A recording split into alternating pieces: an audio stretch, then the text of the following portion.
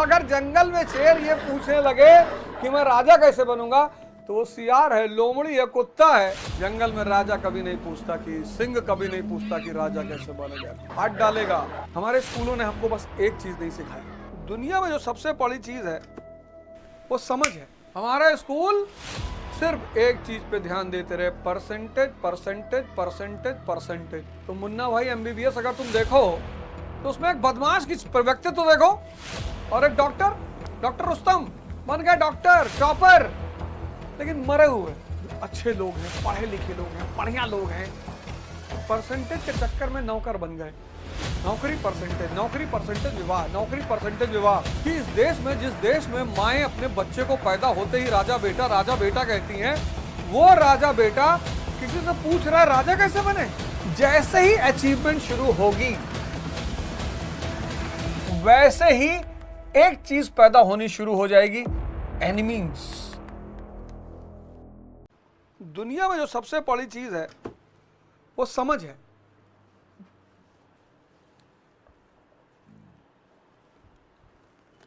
Clive,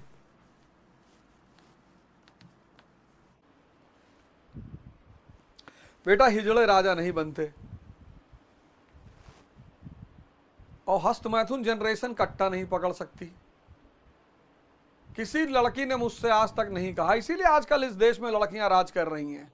लड़कों को ये भिखमंगे लड़के, ऐसे मीर जफरवा कहता था क्लाइव से, साहब राजा बना दो। जैसे तुम हमसे कह रहे हो, ऐसे ही मीर जफरवा, मीर कासिम, ऐसे ही हिजड़ों ने इस देश पे कब्जा करवा दिया।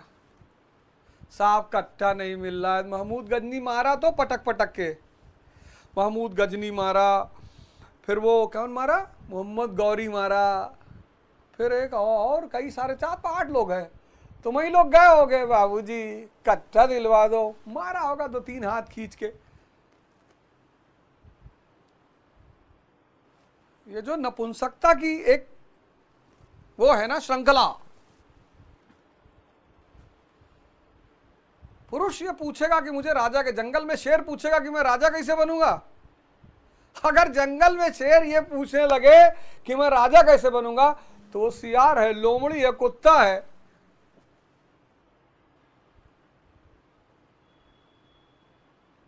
सिर्फ जंगल में कुत्ते पूछते हैं सियार लोमड़ी कि राजा कैसे बना जाए।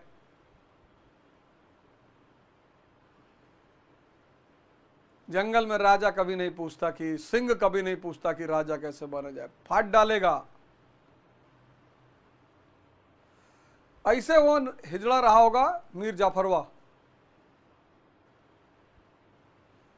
ऐसे वो हिजड़ा रहा होगा मीर जाफरवा, ऐसे कहा होगा अंग्रेजों से, बाबूजी है कट्टा पकड़ लेते कायदे से हाथ में तो गर्लफ्रेंड भागती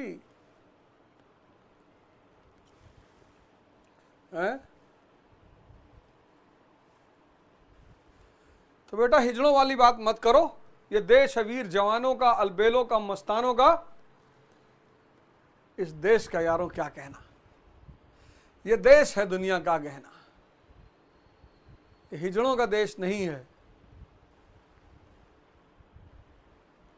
समझे। तो जितने हिजड़े हैं वो जो है लाल बत्ती पे दिल्ली में आ जाएं, वहां अलग से राजा बनाया जाता है।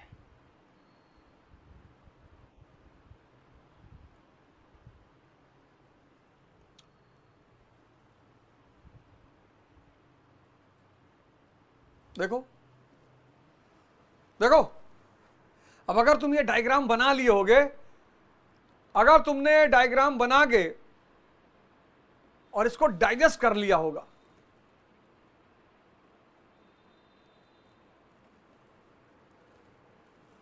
इस डायग्राम को अगर तुमने बना के डाइजेस्ट कर लिया होगा दोस्त, कम से कम 50 प्री के क्वेश्चन तुम्हारे दिमाग में घूम रहे होंगे।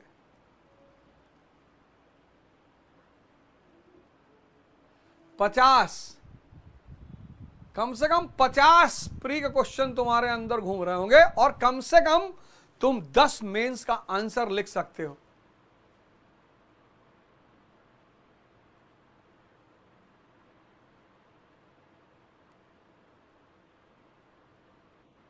है? नहीं लिख सकते।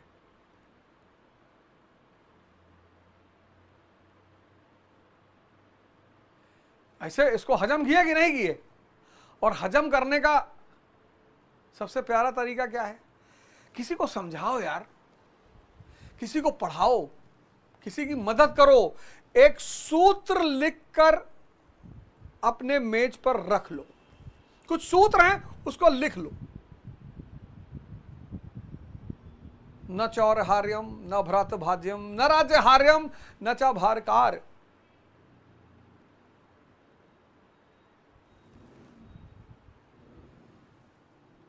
न भ्रातभाज्यम न चौरहार्यम न राज्यहार्यम न च भारकार। वे करते वर्धते, जितना खर्च करोगे उतना बढ़ेगा। वे करते वर्धते ओम नित्यम, रोज। विद्या धनम सर्वधनम प्रधानम।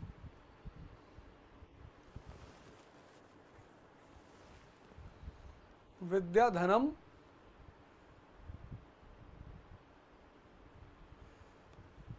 सर्वधनम प्रधानम। सर जी हर छोटी चीज से डर लगता है, क्या करें? अरे यार तुम लोग का कमेंट पढ़ के इतना हमको हंसी आता है ना। अरे चंदन शर्मा किसी को मत ढूंढो, काहे ढूंढ रहे हो? दिल ढूंढता है फिर वही फुर्सत के रात और दिन। हैं? कहां ढूंढ रहे हो चंदन शर्मा? यार ध्यान इधर लगाओ। हमने किसी से नहीं मांगा, जहां ज्ञान बह रहा था हम लेते चले गए। हमने किसी से कुछ नहीं मांगा। हम रैंचो की तरह हैं, जहां बह रहा है वहां जाके उठा के निकल गए। ना हमने किसी से कहा, इतनी खुद की दम पैदा कर लिया है।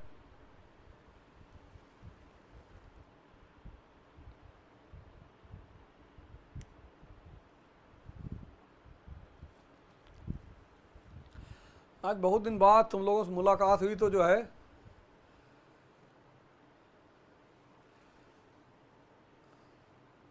जय हिंद लिखो सिर्फ, यहां पे और कुछ मत लिखा करो। ना जय श्री राम ना जय भीम, ये सब कुछ मत लिखा करो। ये राष्ट्रवादियों का मंच है। ना हर हर महादेव ना जय महाकाल, ये सब कुछ मत लिखा करो। तुम हिंदू हो अपने घर में हो, मुसलमान हो अपने घर में हो, तुम दलित हो अपने घर में हो, तुम ब्राह्मण हो अपने घर में हो। जब मेरे मंच पे आके पढ़ रहे हो तो तुम सिर्फ हिंदुस्तानी हो। नहीं यार आज थोड़ा सा मजा भी आ रहा, काफी दिन से मुलाकात नहीं हुई, तो मैंने कहा थोड़ा कमेंट देखने में मजा आता। बेटा ऐसा मत करो कि सर कमेंट मत पढ़िए, आप पढ़ाइए। हमको भी थोड़ा मजा लेने का अधिकार है यार, हैं?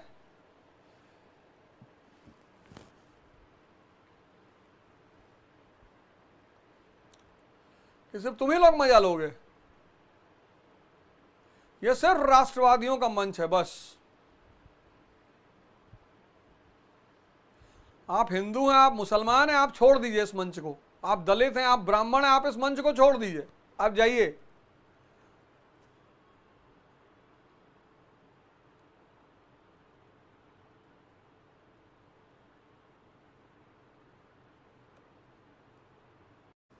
अब बेचारा रिक्शा वाला टैक्स दे सकता है? नहीं दे सकता है, क्योंकि जितना कमाता है पर दिन उतना उसके ऊपर खर्चा हो जाता है। जितना वो कमाता है उतना उसके ऊपर खर्चा हो जाता है। तो क्षमता नहीं है, क्षमता भी नहीं है और आवश्यकता भी नहीं है। आवश्यकता क्यों नहीं है? क्वेश्चन मार्क लगाओ। क्योंकि ट्राइब को चलाना है। ट्राइब यानी परिवार, फैमिली। तो यहां पर तुमको प्रशासनिक संरचना नहीं मिलेगी। देखो खेल, कहते हैं ना, किसी सिद्धांत को अगर समझ गए और फिर उसको लगा। मैथ में यार हम यही तो करते थे। मैथ में हम करते क्या थे? हम किसी फार्मूले को समझते थे और फिर उसी फार्मूले के बेस पे सारे क्वेश्चन सॉल्व करते थे।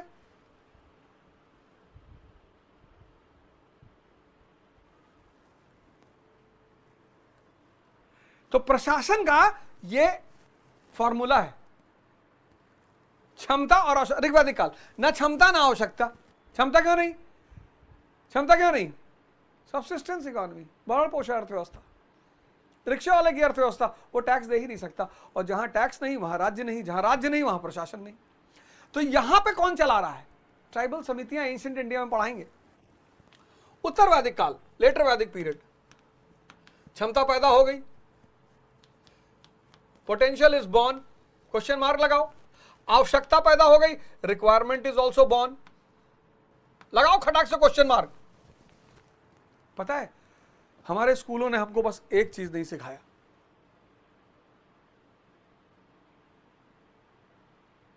ये क्वेश्चन मार्क लगाना। सो गया दिमाग,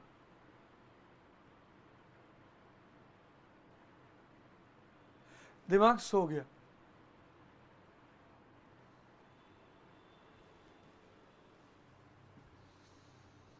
सो गया दिमाग, खत्म हो गया। हमारा स्कूल सिर्फ एक चीज पे ध्यान देते रहे, परसेंटेज परसेंटेज परसेंटेज परसेंटेज। तो मुन्ना भाई एमबीबीएस अगर तुम देखो तो उसमें एक बदमाश की व्यक्तित्व तो देखो, और एक डॉक्टर, डॉक्टर रुस्तम बन गया डॉक्टर, टॉपर, लेकिन मरे हुए।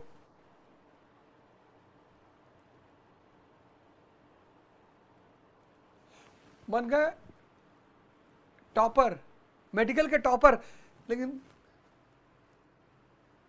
व्यक्तित्व नहीं है, क्षमता नहीं है।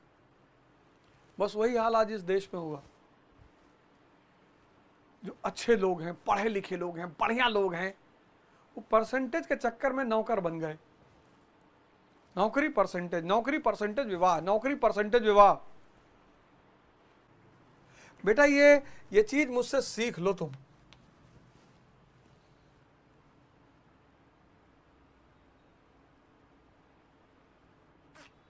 ये चीज हमसे सीख लो।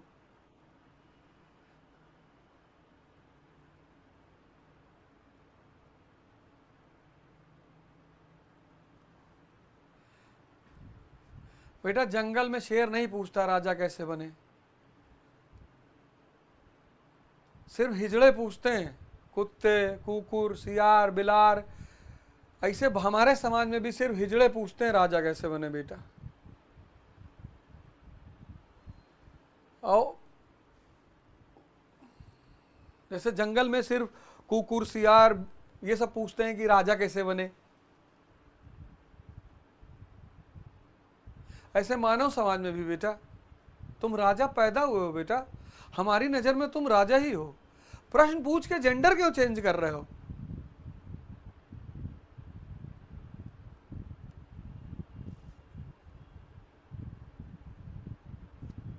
है?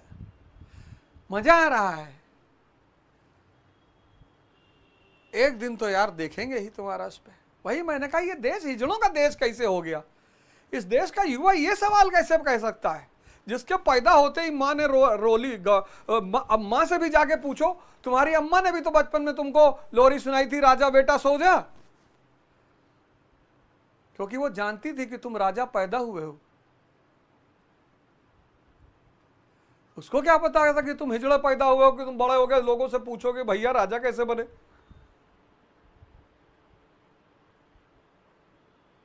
इस देश की लगभग हर मां ने, मुझे बड़ा आश्चर्य हो रहा है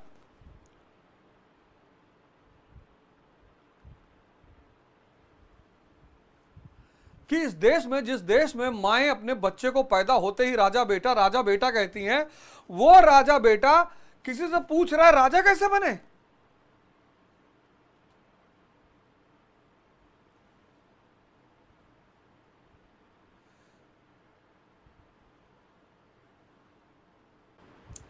अब जब आपकी उपलब्धि शुरू होगी जीवन में, तो उपलब्धि के साथ साथ शत्रु भी पैदा होने लगेंगे। इस दुनिया में बहुत जिनकी उपलब्धियां होनी शुरू होती हैं, वो बेचारे बड़े परेशान हो जाते हैं। जैसे ही अचीवमेंट शुरू होगी, वैसे ही एक चीज पैदा होनी शुरू हो जाएगी, एनिमीज।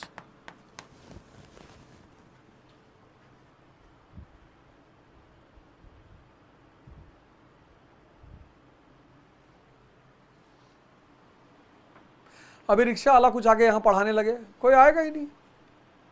कोई देखने ही नहीं आएगा, गाली देने की तो बात ही अलग है। इससे व्यक्ति बहुत घबराता है। जिसके भी जीवन में अचीवमेंट शुरू होती है, उसके जीवन में यह स्वतः पैदा होने लगते हैं। तुम्हारा 10th में 99%, 12th में 99%, तुम गौर करना, तुमसे नफरत करने वाले बहुत पैदा हो जाएंगे। और तुम्हारे घर में, सबसे ज्यादा तुम्हारे घर में, और दुआ करना शुरू कर देंगे, भगवान एक बार गिरा दो भगवान। मैंने कहा ना कि अचीवमेंट की एक बहुत बड़ा नेगेटिव पहलू है। कभी कभी मैं सोचता हूं, ये जितने भी बड़े बड़े राजनेता हैं, बड़े बड़े कलाकार हैं, हर आदमी को लगता है कि यार मुझे बड़ा बनना चाहिए। लेकिन जब वो बड़ा बनता है और जब पहला हमला झेलता है,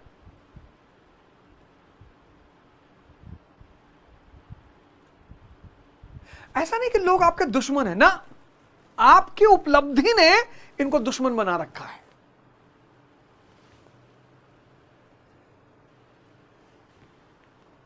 और अब तो खैर पैसा मिलता है, अब तो बहुत सारे आईटी सेल्स हैं, जो लड़के हैं जो हायर करते हैं, भाई 20,000 रुपया तो लिखो इनके बारे में। आज से 20 साल पहले किसी की बुराई होती थी, वो जमीन में गड़ जाता था। अब तो बुराई होना उपलब्धि है। कह रहे भैया ट्रॉल हो रहे हैं, बोले अच्छा नाम चल रहा है, हाँ भैया। और हर 24 घंटे में ट्रोलिंग का मुद्दा बदल जाता है। दूध उबलता है ना, ऐसे ही ट्रोलिंग है। लेकिन उसमें कुछ नए लोग बहुत परेशान हो जाते हैं, मतलब हिल जाते हैं अंदर से। कई बार तो लोग मर गए, सुसाइड कर लिया, समझ ही नहीं पाए। मुझे लगा कि यार ये क्या हो गया यार, ये मेरे खिलाफ क्या लिखा जा रहा है। अब जब दुश्मन पैदा होते हैं तो वो आपकी कुछ बातों को निकालते हैं, जैसे कि अवध ओझा पढ़ाता नहीं है। बिल्कुल ये बात एकदम सही है। इस बात में 4 लाख% सच्चाई है। 5 लाख क्यों पढ़ाएं? 12 साल स्कूल में पढ़े और 4 साल ग्रेजुएशन, 3 साल, 15-16 साल पढ़ के जब आते हो राजेंद्र नगर तैयारी करने, जो भी मां बाप मुझे देख रहे हैं, जो भी मां बाप, मैं सारे मां बापों से निवेदन करता हूं कि आप अपने बच्चे को लेकर कम से एक बार हमसे मिलने आइए। ऐसे ही मिलने आइए। दिल्ली में आईएएस का एडमिशन कराने से पहले, कहीं भी कराइए,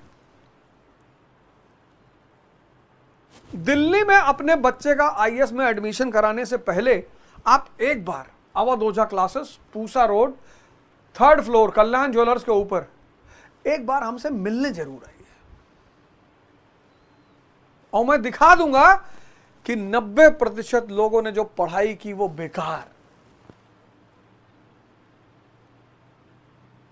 वो 1 साल यहां भी पढ़ लेंगे। जब 16 साल पढ़ के पढ़ाई से कुछ नहीं मिला तो यहां पढ़ के क्या बिगाड़ लेंगे। 4 साल से राजेंद्र नगर में, 5 साल से, 6 साल से, 7 साल से, और भारत के कुछ शहरों में तो स्टोन एज से, पाषाण काल। पूछो कब से पढ़ रहे हो जी? पूरा पाषाण से। कितना पढ़ोगे भैया? मतलब जितने भी पेरेंट्स मुझे देख रहे हैं, मैं सबसे हाथ जोड़ के, आप कहीं भी एडमिशन कराइए, कहीं भी, लेकिन मैं बता दूंगा, काउंसलिंग कर दूंगा कि देखो आपके बच्चे की किस चीज की आवश्यकता है। अब समय बदल गया। बताओ, इस देश में जब बच्चा पैदा होता है तो उसकी माँ उसे राजा बेटा कहती है। ये इस देश के माँओं की खासियत है। मुझे दया आती है उन माँओं पे जिनके बेटे पूछ रहे हैं कि राजा कैसे बने। कितना धक्का लगेगा उन माँओं को अगर पता चले कि हिजड़ा पैदा हो गया। ये घूम घूम के लोगों से पूछ रहा है कि राजा कैसे बने।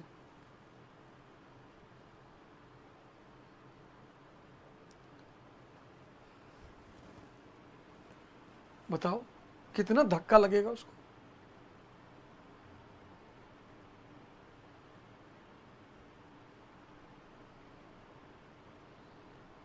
मतलब हमको यूट्यूब के कमेंट्स देख के पता है, ऐसा नहीं कि मुझे बुरा लग रहा था, मुझे मजा आ रहा था कि देखो यार, मुझे ऐसा लग रहा था कि यार ये तैमूर अमूर आए होंगे ना, ऐसे छत से चढ़ के कोई गाली दे दिया होगा।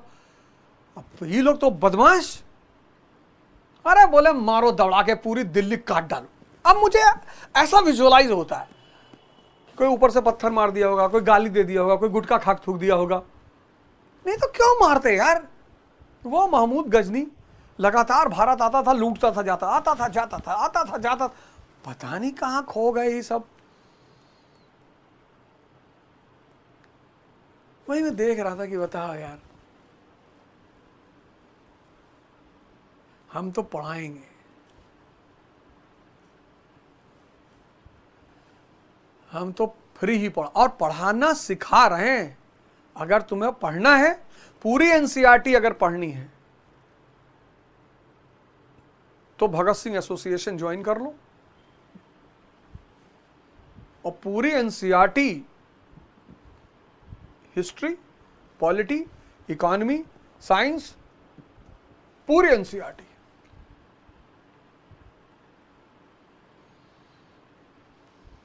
तुमको एक सीमित कीमत पे मिल जाएगी।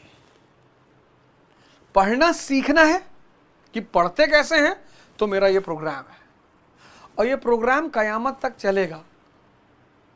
पहले बता दे रहा हूं, यहां ये सब आके रायता मत फैलाना, कोर्स 4 साल चलेगा। 40 साल कोर्स पूरा कराने थोड़ी आए वे।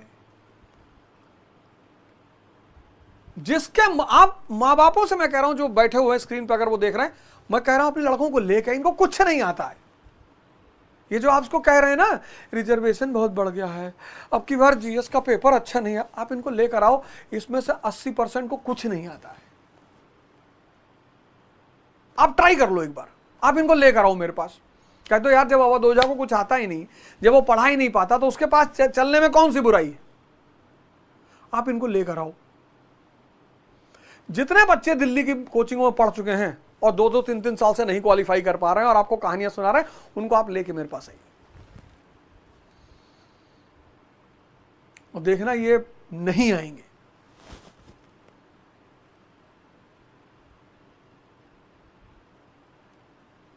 इनको लेकर आइए आप, उसकी कोई फीस नहीं, उसकी कोई फीस नहीं, फ्री।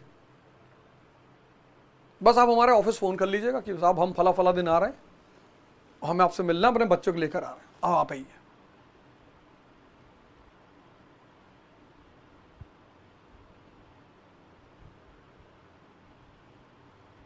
तैयारी मतलब पढ़ाई नहीं होती। ये देखो,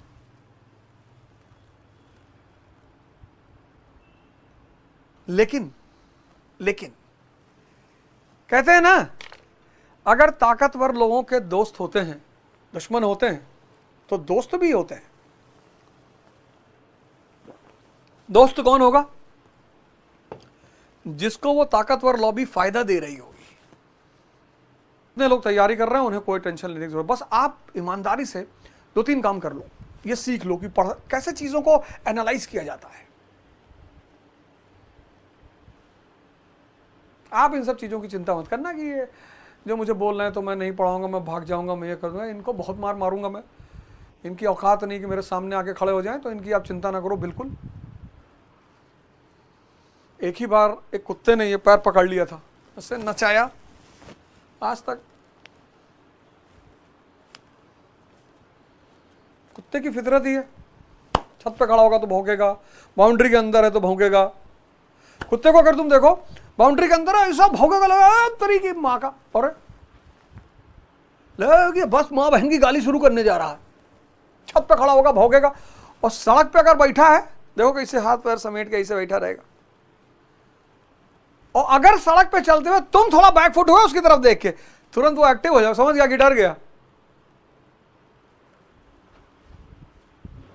कुत्ते की फितरत है, कुछ अनायास भौंकना उसकी फितरत है।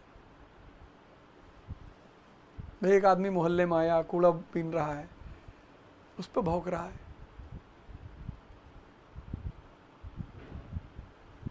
कमजोर पा जाएगा, लपक के पैर पकड़ लेगा, बच्चा पा जाएगा, काट लेगा।